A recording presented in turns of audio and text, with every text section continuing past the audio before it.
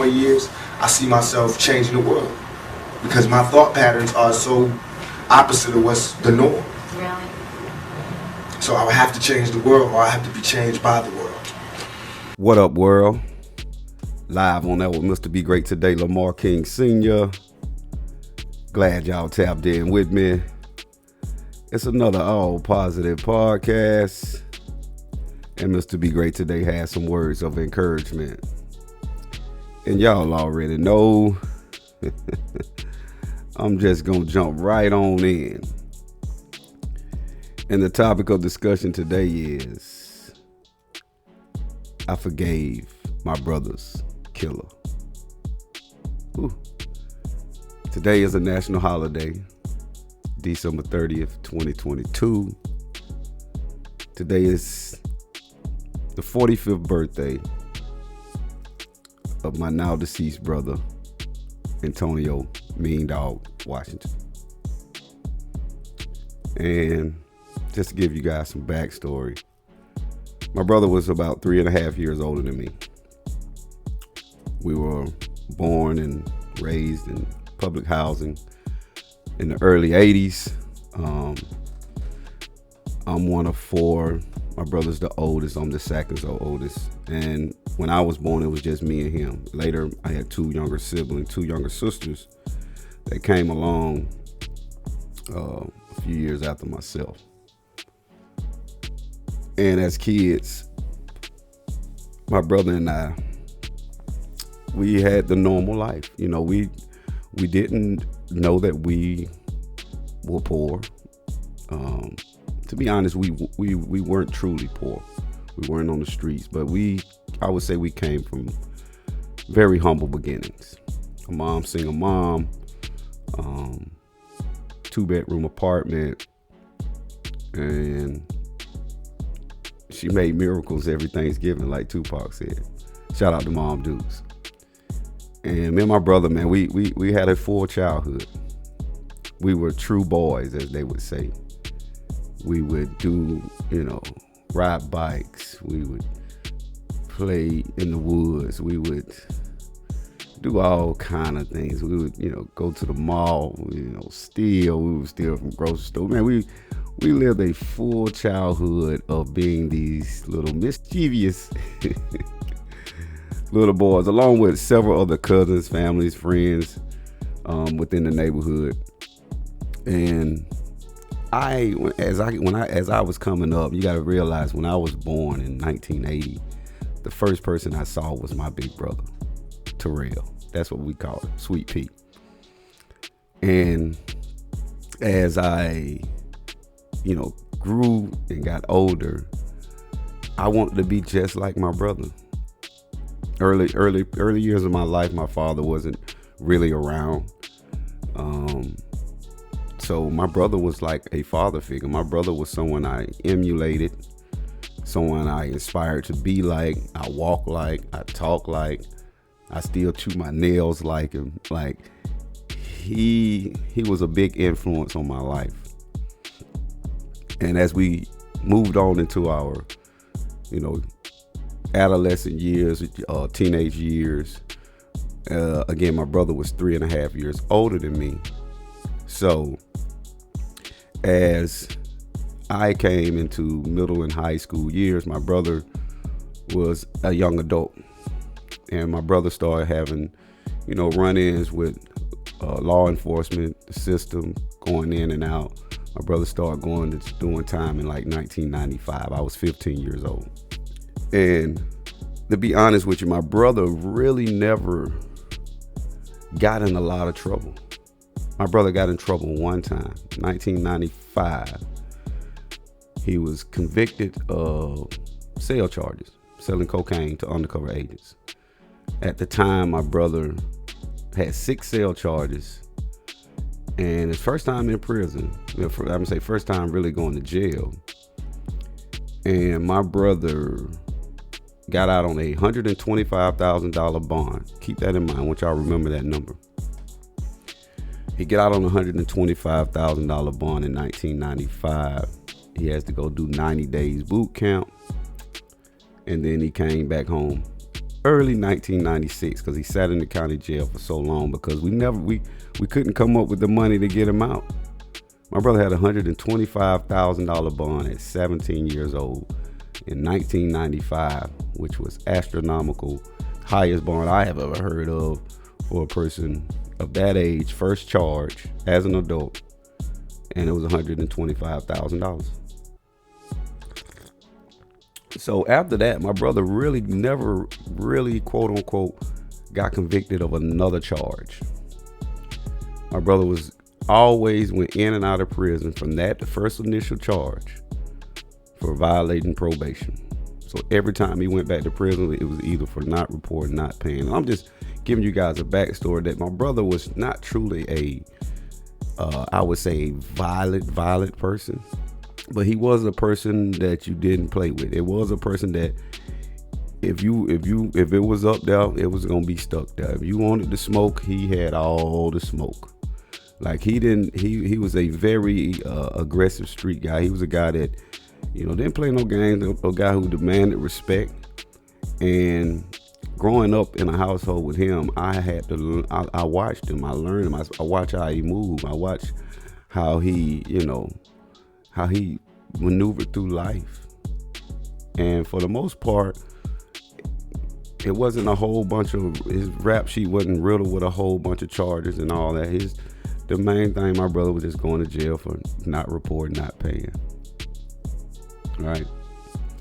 And so his last bid, he was in Augusta, Georgia, down on Tobacco Road in a county camp, in which Augusta is only about an hour and a half drive from our hometown.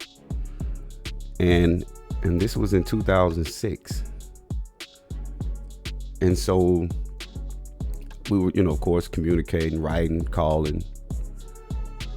And he said, "Come see me, bro." I said, "Okay, I'm coming to see you." At the time, I was heavy into real estate. It was before the crash of '08. The real estate market was booming. I was doing very well for myself, and life was good. I could recall going to see him one time, and when I got to the gate, it was a county camp, so it was a small camp. It wasn't like the bigger camps he's been to before, where you have to go through all this security and go through this sally port, through this gate. They had one gate, one guard standing there. And when I get to the gate, I'll never forget, I had on this black and blue pinstripe suit. And I'll get to the gate, give my brother's name. They said, "Oh, you Washington brother. You big time real estate." I kid you not, the officer pulled out a newspaper clipping of me in the newspaper marketing some houses I had for sale, or marketing some services I was offering as far as mortgage loans and things like that. And the officer just was so in awe. He was like, "Man, how old are you?" You doing good. I was shocked that this officer knew who I was. I was shocked. And I never forget, it was just like today is his birthday. It was around his birthday. I came on, it was Christmas actually. It was Christmas Day. I went down there. That's the first time my officer encounter, he knew who I was. And again, just like Christmas Day, the very next week, New Year's Eve, which is tomorrow, that's the day after my brother's birthday. So I came back again that next week. And we sat there and we talked and we laughed and we talked about the plans of him when he comes home, how we gonna build this business, let him come into the real estate game with me and show him some things that I've been doing. And he was excited. He was so proud of me. I got letters from him where he's like, "Little bro, I'm proud of you. You're like the big brother to me. You made it out. You made it out the streets without any scars or any F's on your report card, as we used to say." And he was just so proud of me. And that was just the most humbling moments, to have your superhero, the person you've admired your whole life, the person that you looked up to your whole life, the person that you emulated your whole life, the person that shielded you from the streets and would run you off the block if you even attempted to come out there and play with the big boys. And it wasn't until he started going to doing time to where I could actually get out and mix with the fellas on the block, get into the drug trade, get into the gang culture. The only reason why I was able to do that because my brother was in prison. Because had my brother been on the streets, Lamar King Sr. would have never seen a gang meeting, would have never seen any type of drug activity. Because my brother didn't play that. My brother, he was about business, especially when it came down to me. And so he was released the following month.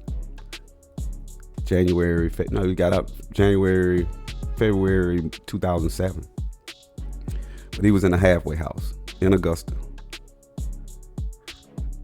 And for the first time in my brother's life, in 2007, he had a job.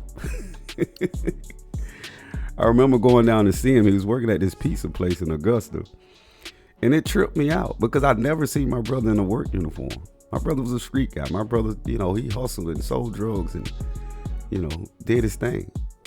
So to see him in a uniform, it was pretty much hilarious to me. We laughed about him. Oh, what you laughing at, man? And I never forget. He was like, "Hey, bro," because at the time, again, I was doing well for myself. And he was like, "Hey, bro, I wanna be able to come parole out at your house."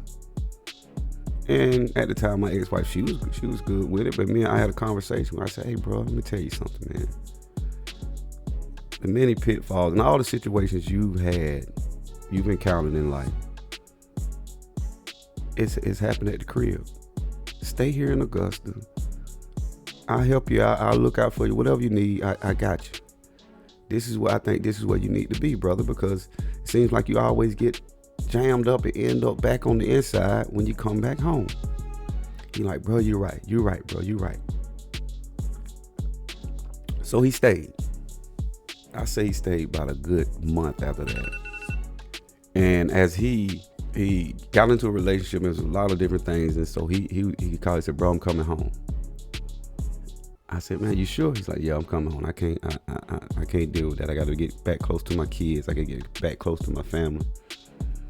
And so he came home, and the day before my brother's untimely death, me and him was hanging out and just kind of catching up, where we left off at from when he went inside. We had just a conversation, just hung out, chilled that day. And the very next day, which was March 4th, 2007, it was a Sunday. And I was in church. As I was leaving church, my mother and my father was at church that day. And as I'm walking out of church, they, greeting people, talking, hey, my brother calls. He said, "Hey, man, I need my $50 that you owe me from the Super Bowl." That year, Seattle Seahawks and the Pittsburgh Steelers were in the Super Bowl. One of my hometown homeboys who I had on the show, Leroy Hill, was playing in the Super Bowl. So I bet with Seattle, he bet with Pittsburgh. And of course, unfortunately, Seattle didn't win. Y'all go back and check out the Leroy Hill show. And he called me. I'm coming. I need my $50. I'm like, "Man, I'm at church, man. I'm at church." He's, "I need my money. You need to send me my money." I said, "Okay, bro, let me call you right back. I'm going to call you. As soon as I leave church, I'm going to call you back." So I hang up the phone. And as I'm walking out the church door, my mother says, "Have you talked to your brother?" I said, "I just got off the phone with him." I said, "Let me call him back." As I'm dialing his number back, my then 3-year-old son came pulling my leg. Dad, Mama said she ready to go." I said, "Mom, I'm gonna fry some fish today." And I told him to come over to fry. We're gonna fry some fish, come over. We'll fry some fish later on. She said, "Okay, well, I'll see y'all a little later on." So I hang up. I never called my brother back. Mind you, that was the last conversation I had with my brother. Where my $50? And I get home, I take the fish out the freezer that I had, thaw it out, put it in the sink. And me and my 3-year-old son, we lay down, we take us a nap. And I'm waking up by another phone call from my mother, who's hysterical. She said, I just heard something about your brother. I heard somebody, he got shot. I said, I'm half asleep. I'm waking up. I'm like, Mom, calm down. Calm down. It can't be, hold up. Because again, my brother handled himself well. My brother carried himself well.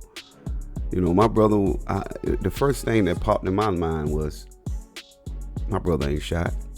My brother maybe done shot somebody. That's what I'm thinking. Immediately, I'm not even, the thought of my brother not being alive didn't even cross my mind. I'm like, ain't no way. There's no way. So I pick up the phone. I said, Mom, I'll call you back. Let me make some few phone calls. They say he got shot in my old neighborhood. I said, let me call the old neighborhood. Let me see what's going on. And I'll call you back. I call one of my partners. You heard anything about my brother being shot? No, man. It's quiet around here. I ain't heard nothing. I said, all right, cool. Call another cat from the neighborhood.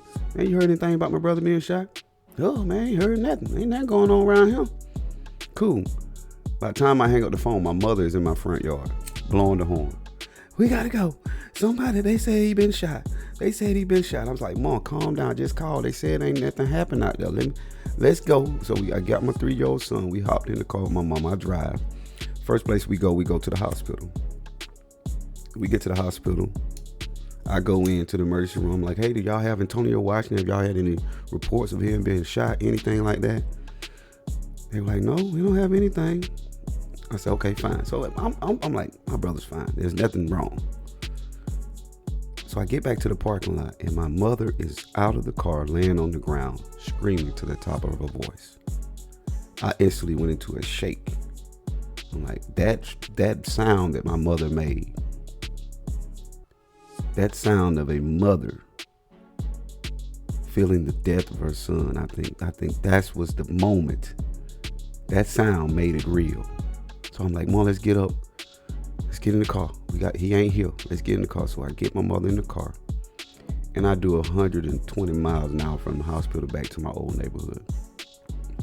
And when I pull up to the scene, it didn't look good. People were out, cars, everybody's out alongside the road. So I parked the car and I'm running towards the crowd. I done left my mother and my 3-year-old son in the car. I'm running. And as I get closer, I see the cops. I see they got it taped off. I'm running. And as I get close, I'm bombarded by cops. And I'm looking. I can see a body under a sheet, but I can't see him. I'm a emotional wreck at this moment. My mind is all over the place. I'm like, oh my God, this can't be true. This can't be real. I must be still asleep. And the sheriff of the town who was there, he saw me. He said, Mr. King, it's your brother. Oh, man. Even to this day, I really can't explain my emotions and how I was feeling. At the time, I couldn't even shed. I wasn't even crying. Remember, big boys don't cry, especially there's a bunch of people out here. I can't show my vulnerability. I'm still trying to hold on to that, right? And it was just my mind going through these crazy. I'm trying to find out what happened. I'm asking people, well, what happened? What happened? Of course, the officers were still investigating. I said, okay, I'm finna do my own investigation. So I start going around the neighborhood. What happened? Who this, that, and the third. Come to find out, I find out who did it.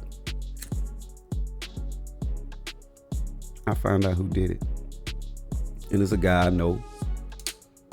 Person I know his family well. Went to school with his brothers and sisters. And it was the first thing in my mind is get back. Revenge. The first thing in my mind is, if I was laying on the side of that ground, what would Tirrell do? First thing on my mind is, they family gotta feel like my family. I was Oh yeah, we get some get back. I'm getting my lick back for this one now. You didn't kill my confidant. You didn't kill the person I admired. You didn't kill the person I emulated. My father figure, my big brother. Oh yeah, I gotta get my lick back. So as time goes on, my brother, we have the setup, we have the weight, my mother's an emotional wreck, my family's emotional wreck. Everybody's in disbelief that the fact that my brother, who generally is the life of the party, he's always the one that's bringing the family together. He'll start a party in 5 minutes. You have cars lined up beside the road. All he did. In the era before cell phone, he can get on the house phone and round up a party in a matter of hours. And now we got to prepare for his death. Now we got to prepare for his homegoing celebration. Something that I know my mother never fathomed. I definitely never fathomed. I never saw this day coming. Right? And I buried my brother in that same black and blue pinstripe suit that I saw him on when he was in prison. And as we finally got my brother buried, had the ceremony. Now it's time. Now we're back to normal. Now I'm dealing with, all types of things. I'm dealing with all types of thoughts are running through my mind. All types of stuff. I'm getting high. I'm getting drunk every day, trying to suppress that hurt. Every day I'm trying to, kill that flame of hurt with a fifth of liquor, 8 ball of cocaine, and a 1/4 ounce of marijuana. Every day seems like it. Every other day every day I'm trying to get high. Every day. Suppressing. So about 3 months later, I get a call from one of my friends. And they say, man, Lamar, you ain't gonna believe this, bro. I said, what that? Man, the dude that killed your brother, he in court today. I said, what? He ain't in no court. We're victims, so they supposed to let us know anything going on with him inside the court system. Ain't nothing. Oh man, he in court, man, and it looked like they finna let him out. I said, man, you got to be kidding me. So I rushed to the courthouse. I get to the courthouse, goes down to the DA office. I'm like, what's going on? I hear the guy that killed my brother's finna be released. They said, Mr. King, he's already been released. I said, what? Are you kidding me? They're like, yeah, he got a bond. 3 months after murdering my brother, he gets a bond? Yes, sir. How much was the bond? $75,000. I said, I want to see a copy of that bond. Now, mind you, my brother was out on a $125,000 bond for drugs. He got a $75,000 bond for murder. I'm even raised that fire of revenge and get back in me again. So I immediately that day, I go purchase me a gun. I ride around with it in my truck. I'm ready to see it. On his bond, it said no, he couldn't have no interaction with me, with our family. He couldn't be, he pretty much was on house arrest. He couldn't be at clubs, bars, and none of that. Now, I was into the music game for many years. And so we were about in 2007, we were about 10 years into the music, and we were probably on our way out because we didn't make it by then, but we threw a reunion party at the local club in my hometown. Advertised it all over the radio. Middle Georgia Boys reunion party. Y'all come out and party with us tonight. So I'm already upset that this guy's out of prison or out of the county jail. And to kind of let my hair down, let me go get me some more drugs and get me a big bottle of liquor. Let me go to the club and suppress it all with drugs and alcohol. So I get to the club, my team at the door. So I'm standing there with them, and we sitting there, and we, taking money, letting people in, chopping it up. The club getting packed, and I say it's probably about 11, 12 o'clock at night, and we're doing good, and everybody, doing our thing. And I look up, and my brother's killer is walking through the door. He's walking through the door, y'all. And I'm standing there. Somebody say, hey, Lamar, that old boy right there. And I'm looking like, are you kidding me? You got to be kidding me. I know he ain't in here. I know this cat ain't in here. And then he comes directly to me to pay for his way to come in the club. Imagine that. I got a beer ball in my hand and I swing it and I hit him across the head with it. Immediately, security comes. They rush me to the floor. They kind of get in between and rush him out the front door. So they got a side door at the club. And so they and we rented the club that night. We paid for security. So they were like, oh, I'm sorry. I'm like, man, get off of me. So I go out the little side door. And that night, uncharacteristically, I parked right beside the club on the sidewalk, right as soon as you walk out the door. And mind you, I had just got a pistol, a Tech 22 with a 50 round clip, anticipating seeing him. And they're taking him across the street. I'm coming off around the side of the building, and he's talking big shit. I didn't hit him with a bar, so he talking that big talk. Oh, da. I'm like, you stay right there. You stay right there. I'm ready to go I already know. I'm finna go pop the locks on my truck and finna grab this Tech 22 with this 50 round clip in it, and I'm finna add out, as these young folks say. But as I get ready to hit the lock on my truck, the police was writing me a ticket for parking on the sidewalk. I feel like that was my big brother telling me to get off the block once again. The police officer said, "Is this your car, sir?" I said, "No, sir, this is not my car. I wish it was. Nice car." And I turn around and I go back in the club.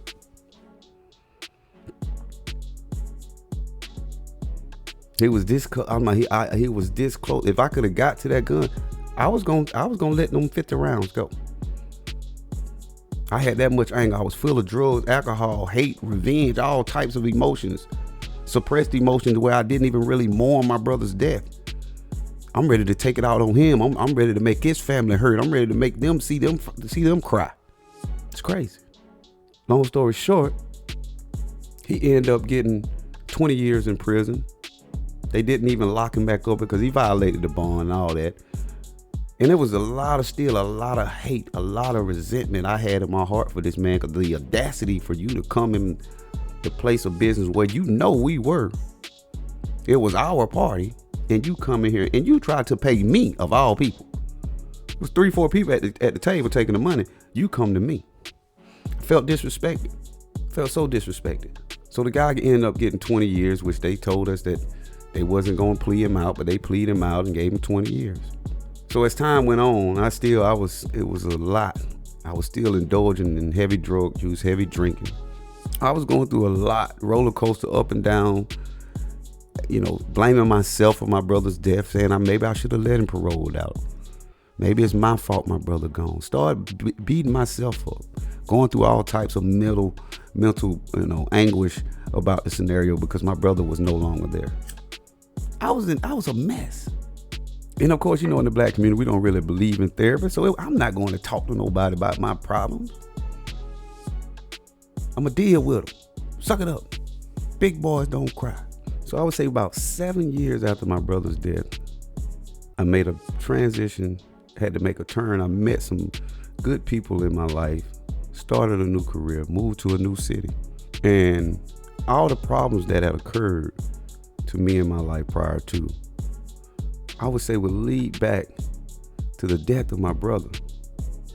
All the stuff that I was encountering in those 7 years after my brother was murdered,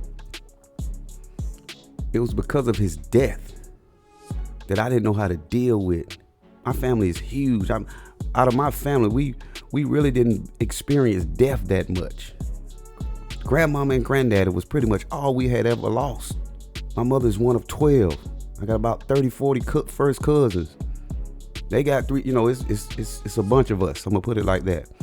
And outside of grandma and granddaddy, we really never lost nobody. My brother was like one of the first major losses of our family that I was an adult. Other losses, I was a kid. You really don't know what's going on. My brother's loss was like the first loss I had as an adult. My first family's loss as an adult. All my cousins, we were like my cousins, and we're like brothers and sisters. So all my cousins, all 30, 40 of them, we lost a brother. So as I'm trying to figure out how am I going to, I'm starting this new wave in life, this new Be Great Today. This is my new mindset. I'm trying to stay positive, optimistic, but I can't let this shit slide by this dude killing my brother. I can't seem to let that go. I can't seem to just let that ride.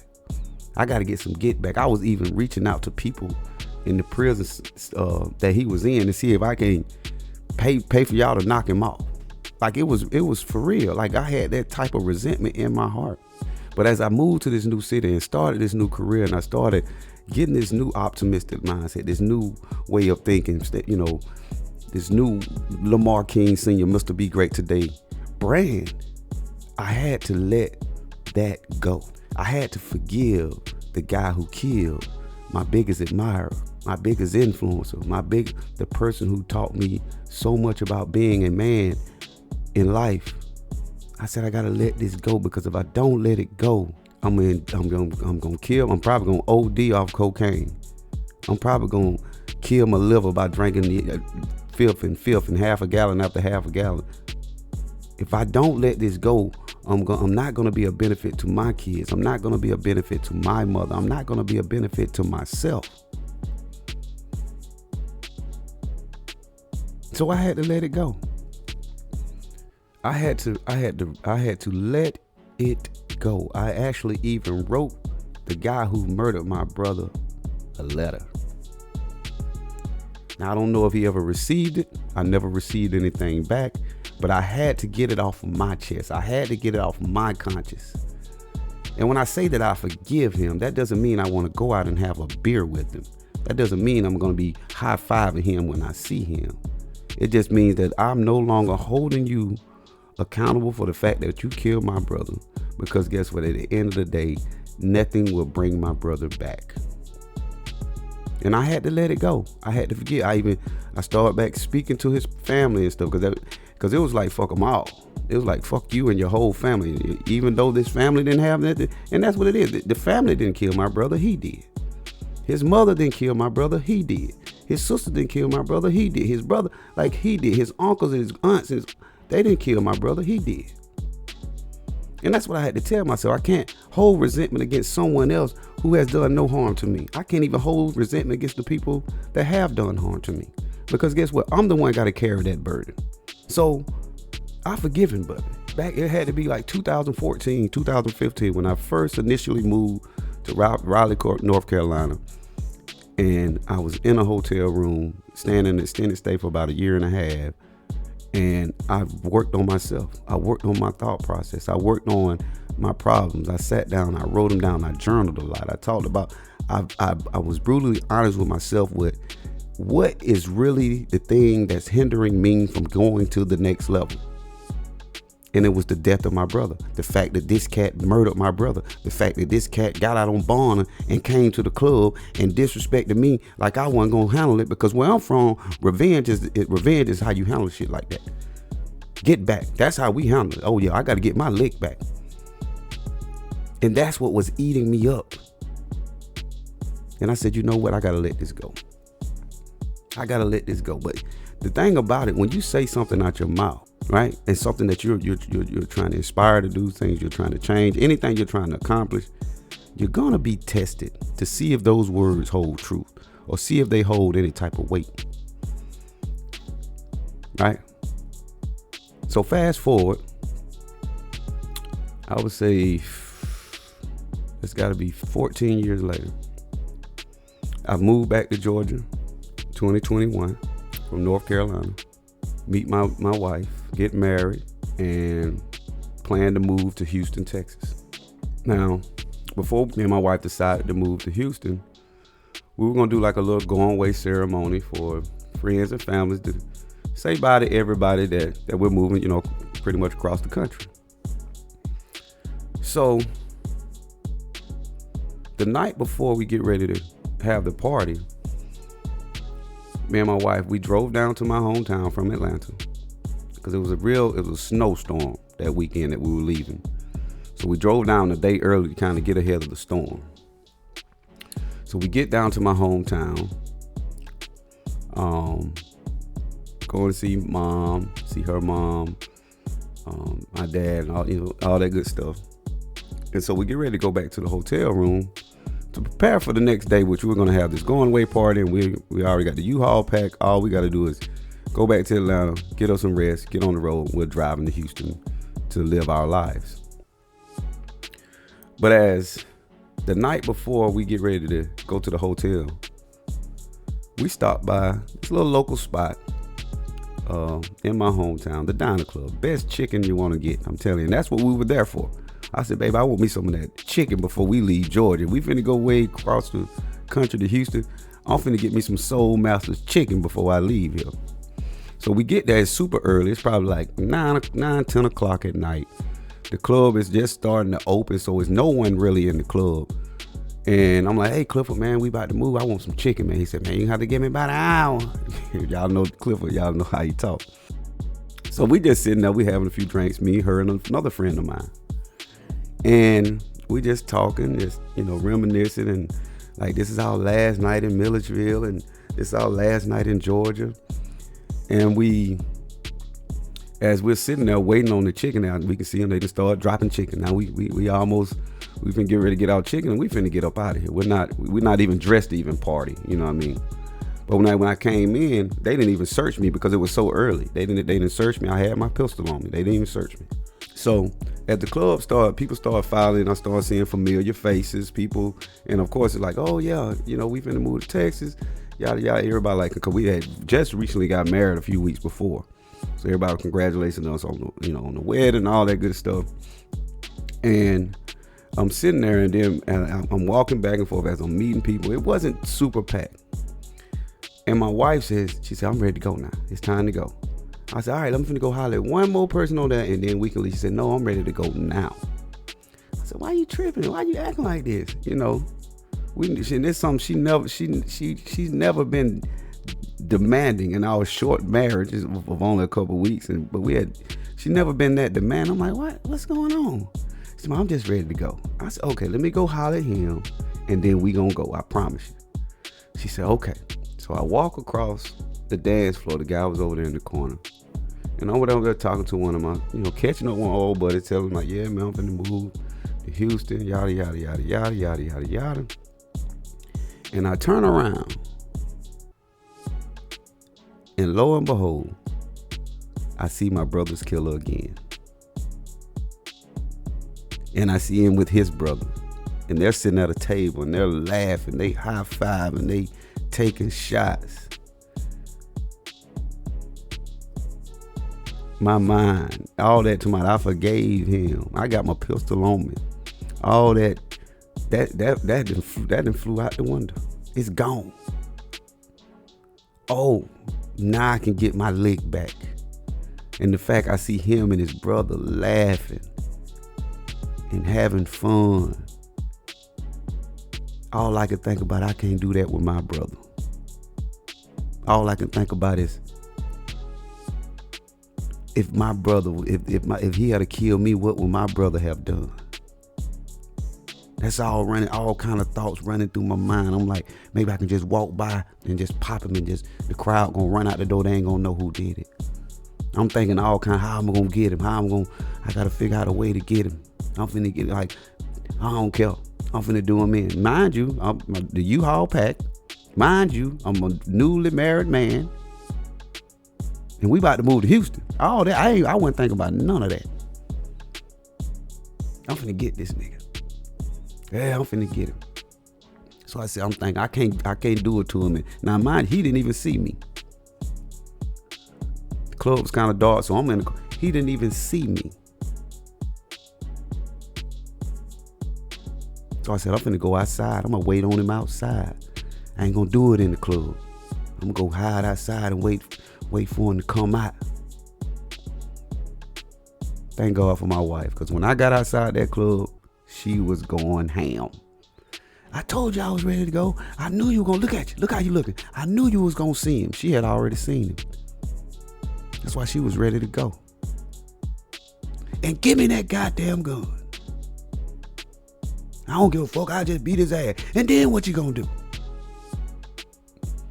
Me and her got into an argument. But as I got my ass in that car like she told me to, I'm like, man, you finna move across the country. You got a new wife. You finna start a new life. And your brother has been gone for 15 years. How is killing this dude today gonna make you feel better or get those 15 years back? Now I'm finna hurt my mama even worse because now I'm finna go to prison. I'm finna hurt my kids even worse because I'm finna go to prison, right? I'm finna hurt my new wife because I'm finna go to prison. I'm not finna move to Houston because I'm probably finna go to the county jail because I'm from a small town. People saw me in there. They know he in there. He ended up dead. Who the first person they coming after? The person who murdered my brother. And as I'm riding in that car, me and my wife headed to the hotel room. I'm feeling I'm coming to tears because I'm feeling some type of way. Like I feel like I let my brother down. I feel like I should have did something about it.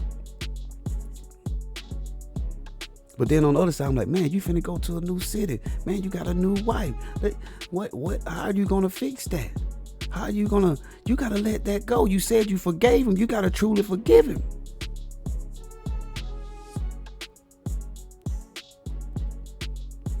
So that's twice that this guy has been in my crosshairs.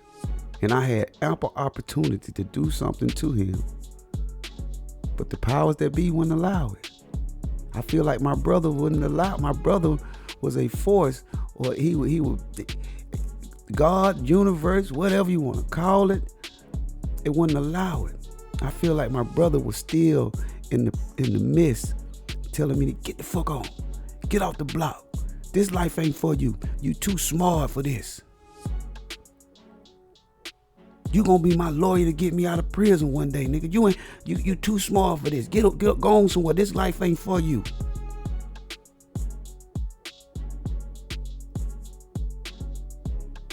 And I hear that. And I still forgive Buddy to this day. Again, I'm not going to have a drink with him. I'm not finna go shake his hand when I see him. I'm gonna keep it pushing, keep it hot. I don't wish no ill will against you. I just don't want nothing to do with you. I forgive you. Because if I didn't, I'd be trying to do something to you. And if I didn't, I would have did something to you. Had two options, 2 times to do something to him. Seen my brother's killers twice, face to face. And I had a firearm both times I seen him. And that's the story for y'all today. I want you guys to learn to forgive. If I can forgive my brother's killer, the person who took my niece's father away, the person who took my big brother away, I had to let it go. This coming March, it will be 16 years that my brother's been in the ground. 16 years without him. But I still hear his voice. I can still hear him saying, get the fuck off the block. This ain't for you. You're smarter than that. I'm proud of you, little bro. You the big brother. It's so many words that he said to me in the last few days of his life that shouts, and I can hear the most, or I can hear the loudest. Because I had to let that baggage go and step into the new phase. I had to become Lamar King Sr. based off the hurt and the pain and the loss of my brother. And it started the day I forgave my brother's killer. The day I said, I'm no longer upset. I'm no longer carrying that burden around. Me and my brother had 29 great years together on earth. Reminisce and enjoy the good times you had. The bad stuff, there's no need to dwell on it because there's nothing you can do to bring him back. My father told me some wise stuff one time. Some wise words one time. He said, son, if something happens to you and you don't get your lick back supposedly right then and there, the day it happened, right in that moment, then you might as well not do nothing.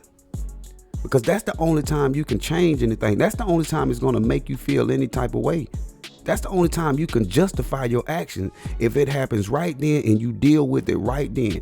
Stop carrying stuff on along weeks, years, months, decades, carrying it on, and you want to still hold that grudge, still hold that animosity about a situation. A lot of us are mad about what somebody said. We're mad about what somebody, may have took from them. But just be thinking about if someone took your brother's life. Just think my mother, someone who took your child's life. And you got to walk around with that, and then you got to perhaps see the person that took your brother's life. You're allowing things in a much smaller facet affect you in the ways that it affected me at the death of my brother. And if I can forgive the person that killed my brother, you can forgive that friend that did you wrong, that said something about you. You can forgive whomever. Because I'm gonna tell you, when you forgive people, you do it for yourself. You don't do it for them. Forgiveness is not a sign of weakness. I'm not saying just let people run over you, but you forgive them and you move on. Don't keep telling that same story. Don't keep talking about it over and over and over again. You know how many times I told that story after I saw him in the club the first time? Because I hadn't let it go. You know how many times I told that story? I should have killed him. I should have did that. I carried that around with me. And it would enrage me every time I would talk about it. But today I can have peace. I can have a clear heart and a clear conscience because I let that go. There's nothing I can do to get my brother back. There's nothing that I can do to make me feel better about the situation. And if you find yourself in a similar situation where there's nothing you can do to make yourself feel better about it, it's time to drop it like a bad habit. It's time to let it go and move on and do something better with your life. Today I have a daughter. Today I have my little girl, Courtney Monique King, who, if I had to pull that trigger either time, she wouldn't be here. If I had to pull that trigger either time, you wouldn't be listening to my voice on this podcast. If I had to pull that trigger either time, you would have never got a copy of my book, Be Great Today by Lamar King Sr. If I had to pull that trigger, I wouldn't be living in another state doing the things I love to do. I would have hurt my new wife. I don't know if she would have stuck around. I got to go do 10, 20 years. Probably been longer because they probably gave me some type of premeditated because I didn't thought about it for so many years. But just think if I had to carry that baggage with me, carry that resentment, carry that anger, there would be no On Air with Mr. Be Great Today. There would be no Courtney King. There would be no listeners to my show. That's why I challenge you all to forgive and move on. Stop holding on to things for so long that's pulling you down like an anchor to a ship.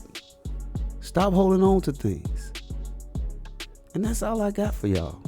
I just want to share this story with you all and let you know that it's okay to forgive. It's okay to let go. It's okay to move forward in life and level up. People who are going to do you wrong.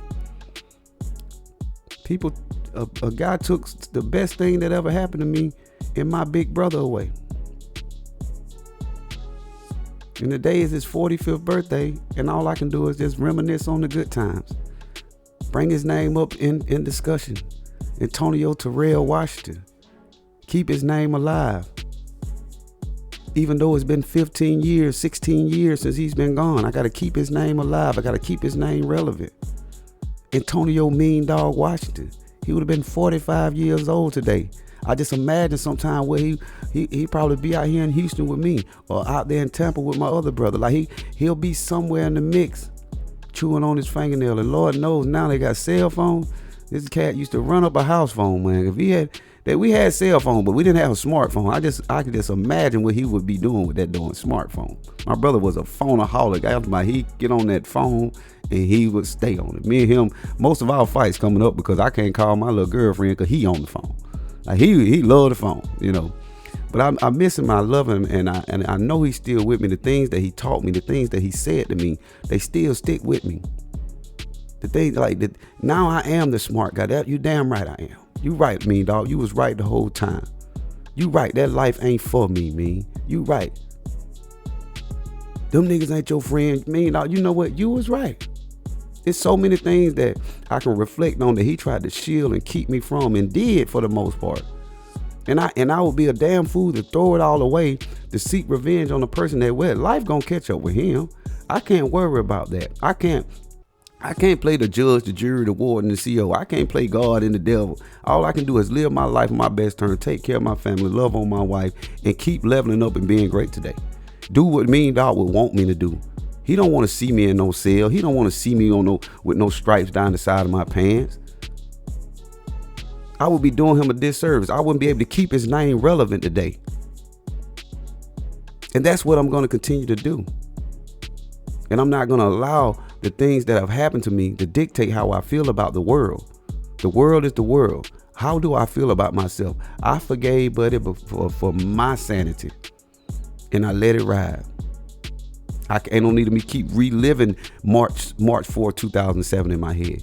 Ain't no need of me keep playing that in my head and where it's going to infuriate and flame that flame back up. And now I'm back to a level of revenge and I want to go down there and kill his whole family. Nah, it ain't going to work like that. I'm going to keep moving forward. I'm going to keep leveling up. I'm going to do what Mean Dog would want me to do. And that's Be Great Today. So y'all make sure y'all go get that book. I talk about my brother in the book. I talk a little bit more in detail about the story. Go get the book. It's on Amazon. Be Great Today by Lamar King Sr. It's a great story, great read.